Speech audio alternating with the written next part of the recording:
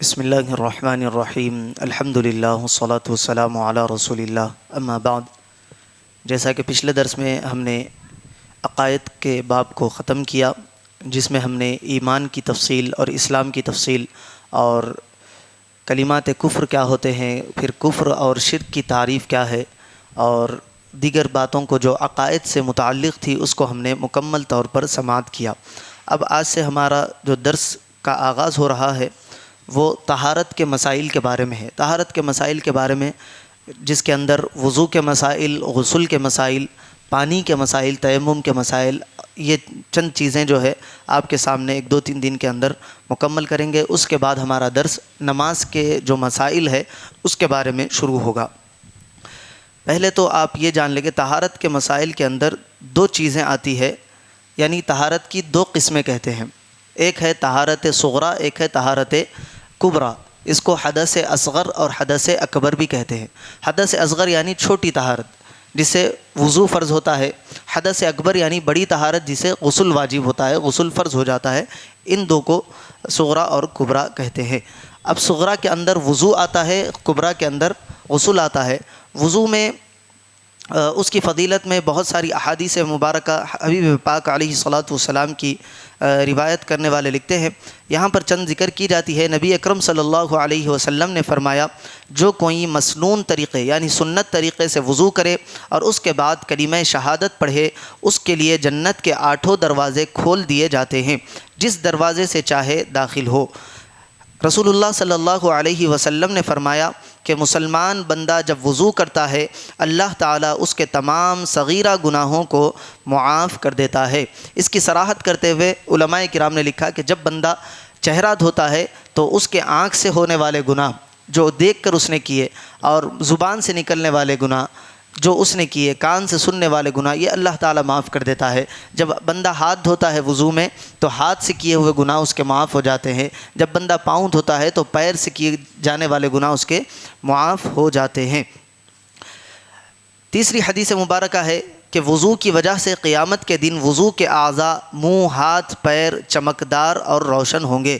نبی اکرم صلی اللہ علیہ وسلم نے فرمایا، قیامت کے دن میری امت الغر المحجلون کہہ کر پکاری جائے گی، یعنی چمکدار چہرے والے۔ یہ اس لیے کہ وضو کا پانی جن اعضاء پر پڑتا ہے وہ اعضاء قیامت کے دن چمکدار اور روشن ہوں گے۔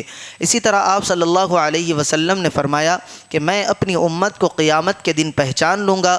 کسی نے عرض کیا کہ حضور اتنے کثیر مجمع میں آپ کیسے پہچان لیں گے؟ ارشاد ہوا کہ ایک پہچان ہوگی کہ یہ وضو کی وجہ سے ان کے منہ، ہاتھ، پیر چمکدار ہوں گے، یعنی مسلمان وضو کرتے ہیں، ان وضو کے اعضاء کی وجہ سے میدان محشر میں پہچانے جائیں گے۔ حدیث مبارکہ میں ہے کہ باوضو رہنے سے آدمی شیطان کے شر سے محفوظ رہتا ہے۔ جو شخص وضو پر مداومت کرے گا یعنی ہمیشہ وضو سے رہے گا وہ شہید مرے گا۔ وضو کی حالت میں مرے گا تو اللہ تعالیٰ اس کو مقام شہادت سے سرفراز کرے گا۔ اور جو بندہ کثرت کے ساتھ وضو کرتا ہے، وضو سے رہتا ہے، تو پھر ہمارے پاس عام طور پہ بھی ہوتا ہے کہ جب بندہ وضو سے ہوتا ہے تو کہیں غلط بات نہیں کہتا تاکہ وضو نہ ٹوٹ جائے۔ یہ انسان کے گناہوں سے حفاظت کا ایک ذریعہ ہے، تو کوشش کرنی چاہیے کہ ہمیشہ وضو سے رہا جائے۔ وضو میں 4 فرض ہیں۔ پہلا ہے منہ دھونا، دوسرا ہے دونوں ہاتھ کوہنیوں سمیت دھونا، تیسرا ہے چوتھائی سر کا مسح کرنا، چوتھا ہے دونوں پاؤں ٹخنوں سمیت دھونا۔ باقی جو امور وضو کے اندر کیے جاتے ہیں، جو کام وہ سنت ہے یا پھر مستحب ہے۔ وضو کا طریقہ یہ ہے کہ قبلہ رو بیٹھ کر پہلے وضو کی نیت کرے۔ ہمیشہ کوشش کرنی چاہیے کہ قبلے کی طرف ہمارا رخ ہو، اور بسم اللہ الرحمن الرحیم پڑھ کر دونوں ہاتھ پہنچوں تک 3 دفعہ دھوئے، یعنی پہنچے جہاں گھڑی باندھی جاتی ہے وہاں تک ہم 3 دفعہ ہاتھوں کو دھوئیں گے۔ اس کے بعد دائیں ہاتھ سے منہ میں پانی لے کر 3 دفعہ کلی کریں گے۔ کلی کے ساتھ اگر مسواک آپ کے پاس موجود ہے تو مسواک کریں گے، اگر مسواک نہ ہو تو کلمہ شہادت کی جو انگلی ہوتی ہے اس سے دانتوں کو صاف کر لیں گے۔ پھر 3 دفعہ دائیں ہاتھ سے ناک میں پانی چڑھا کر بائیں ہاتھ سے اسے صاف کریں گے۔ بائیں ہاتھ کی جو کر انگلی چھوٹی انگلی ہوتی ہے اس کو ناک میں پھرا کر اس سے گندگی کو صاف کر دیں گے۔ پھر 3 دفعہ دونوں ہاتھوں سے پانی لے کر منہ دھوئیں گے۔ لمبائی میں پیشانی کی جہاں سے ابتدا ہوتی ہے، یعنی جہاں سے ہمارے بال شروع ہو رہے ہیں سر کے، وہاں سے لے کر تھوڑی کے نیچے تک، اور ایک چوڑائی میں کان کی لو سے دوسرے کان کی لو تک۔ اگر داڑھی ہے تو پھر داڑھی کا خلال کریں گے، یعنی یہ داڑھی کے بالوں کی وجہ سے اندر کی جو جسم کا حصہ ہوتا ہے وہاں تک پانی نہیں پہنچتا، تو جب پانی لیں گے آپ اچھی طریقے سے پانی کو داڑھی تک پہنچائیں گے اور خلال کریں گے، اس طرح پیچھے سے انگلی ڈال کر داڑھی میں نکالیں گے تاکہ وہ پانی اچھی طرح آپ کی جسم کے حصے کو لگ جائے۔ پھر 3 دفعہ دونوں ہاتھ کوہنیوں تک دھوئیں، پہلے دایاں پھر بایاں، اور ہر دفعہ انگلیوں میں خلال کرتا جائے۔ بعض اوقات یہ انگلیوں کے اندر کے جو حصے ہوتے ہیں اس میں پانی نہیں پہنچتا، تو علماء کرام نے خلال کا اور حبیب پاک نے بتایا کہ خلال جب آپ وضو کریں تو اس طرح سے اس انگلیوں کے ذریعے انسانوں میں پانی پہنچائے اور اس کے ذریعے ان جگہوں پر پانی آپ پہنچائے۔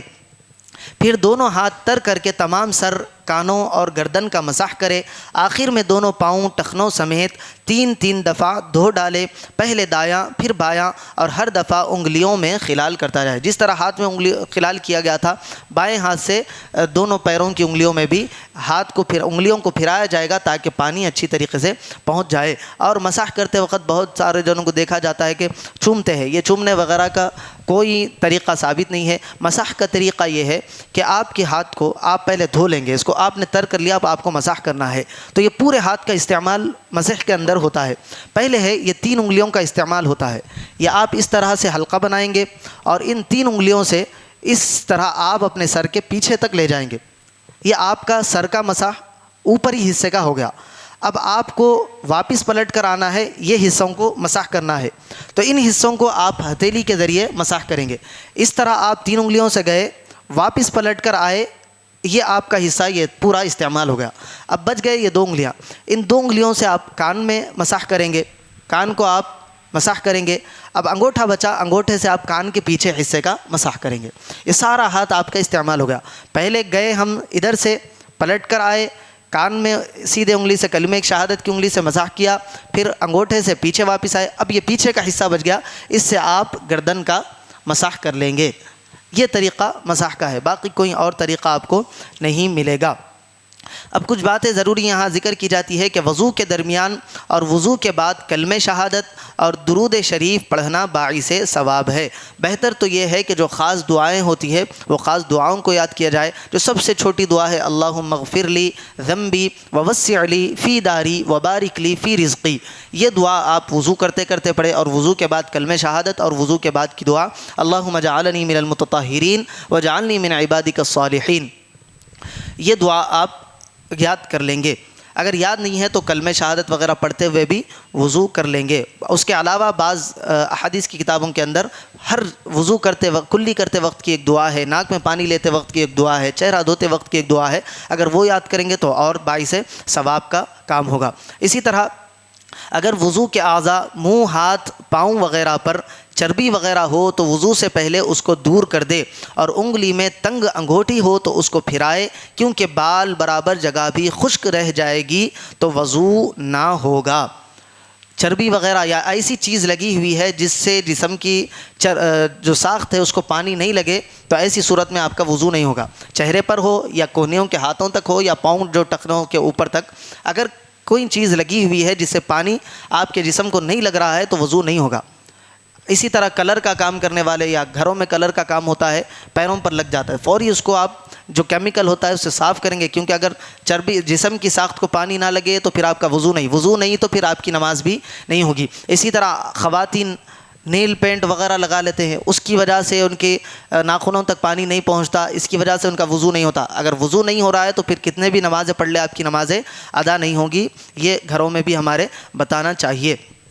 تیسری بات بتاتے ہیں کہ منہ پر زور سے پانی مارنا، 3 بار سے زیادہ کسی عضو کا دھونا، نجس جگہ یا مسجد کے اندر وضو کرنا، یا وضو میں بلا ضرورت دنیا کی باتیں کرنا مکروہ ہے۔ اس میں سے 2-3 چیزیں ہمارے پاس بہت زیادہ دیکھی جاتی ہے۔ منہ پر اس طرح پانی مارتے ہیں کہ بازو والے پر وہ چھینٹے اچھل کر آتے ہیں، اس میں احتیاط کرنا چاہیے۔ اچھے طریقے سے لے کر آسان انداز سے آپ وضو کریں گے۔ اسی طرح وضو کرتے وقت بھی باتیں کی جاتی ہے، یہ بھی کراہت آئی ہے، اس سے بچنا چاہیے۔ چوتھی بات بتائی جا رہی ہے کہ پیشاب پاخانے کے راستے سے کچھ نکلنے، یعنی ہوا کے خارج ہونے، جسم سے خون یا پیپ وغیرہ نکل کر بہنے، بہنے کا مطلب یہ ہے کہ اگر کسی جگہ آپ کو زخم ہے، صرف وہیں پر خون اٹھ کر آ گیا ہے اور آپ نے اس کو پوچھ لیا تو اس سے وضو نہیں ٹوٹے گا۔ اس زخم سے تھوڑا بھی آگے بڑھ جائے تو آپ کا وضو ٹوٹ جاتا ہے، اس کا خیال رکھنا چاہیے۔ تو جسم سے خون یا پیپ وغیرہ نکل کر بہنے یا منہ بھر کر قے ہونے، کسی چیز کے سہارے سو جانے، یہ بھی ہمارے پاس ہوتا ہے، بیٹھے بیٹھے سو جاتے ہیں، دیوار کا ٹیکا لگ گیا، ذرہ ٹیکا مل گیا، سو گئے، اس طرح وضو ٹوٹ جاتا ہے۔ اور وضو ٹوٹ گیا تو پھر آپ کی اگر نماز کے اندر یہ معاملہ ہو رہا ہے تو نماز بھی ٹوٹ جاتی ہے۔